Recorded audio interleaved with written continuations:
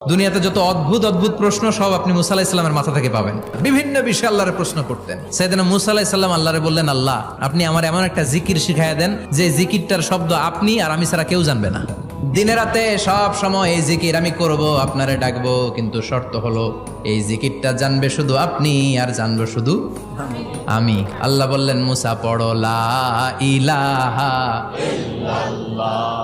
মুসা আলাইহিস সালাম কয়, মাবুদ এটা তো জাতীয় জিকির, সবাই জানে। আমি তো চাইছি এক্সেলেন্ট একটা জিকির, কারো কাছে নাই, শুধু আমি জানবো আর আমি পড়বো। আল্লাহ বললেন, মুসা এই লা ইলাহাকে যদি এক পাল্লায় রেখে দাও, তাম বিশ্ব, সাত আকাশ, সাত জমিনটারে তুলে যদি তুমি আরেক পাল্লায় রেখে দাও, লা রাজাহাত কাফাতু লা ইলাহা ইল্লাল্লাহ, মুহূর্তের মধ্যে লা ইলাহার পাল্লা ভারী হয়ে যাবে।